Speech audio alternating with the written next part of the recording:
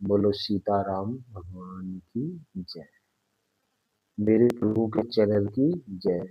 इस चैनल का नाम है ओम अम्ब के गोरी नंदन राम दूताय नमः। तो आज मैं एक जो कलश यात्रा सभी भक्तगण निकालते हैं और उस भगवान की चर्चा कथा के लिए पहले हम कलश यात्रा निकालते हैं। और उस कलश यात्रा का आज मैं आपको एक बहुत बड़ा रहस्य प्रभु कृपा से, मुझ में तो कोई ज्ञान नहीं है, लेकिन जो प्रभु की कृपा इस पागल पर बरस रही है, मैं आपको बताने जा रहा हूँ। बड़े धीरज धैर्य से सुनना। ये कलश यात्रा होती क्या है और इस कलश का मतलब है क्या, वो रहस्य सुनकर और उसका पालन करें। ये कलश यात्रा वो है जो हमारे जब मंथन में अमृत विष और सभी चीज औषधियां निकली थी, ये वही कलश का रहस्य है। इसमें अमृत भी है, इसमें विष भी है, इसमें सभी औषधि भरी हुई हैं। इसलिए इस कलश यात्रा को छोटे में ना ले, ये बहुत बड़ा उपहार है जो हमें इस कलयुग में मिल रहा है। सतयुग में सभी भक्त तपस्या करते करते भी बिल्कुल शरीर को, सभी भक्त तपस्या करते करते अपने इस शरीर को त्याग देते थे जब भी भगवान प्राप्ति का आनंद नहीं मिलता था। और द्रोता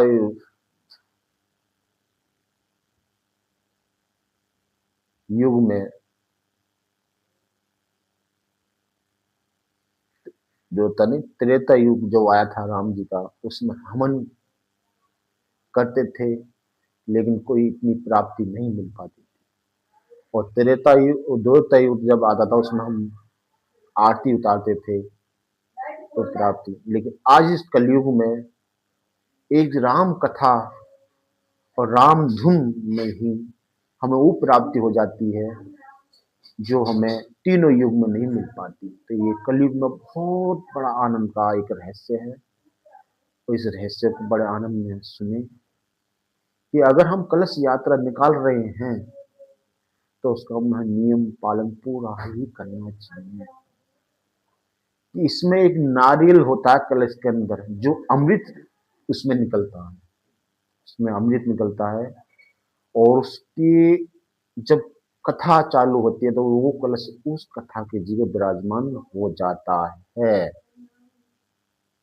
कोई अगर भक्त इस कलश यात्रा को निकालता में लेके जाता है तो उस राम कथा नियम पूर्वक सुने और उसका अमृत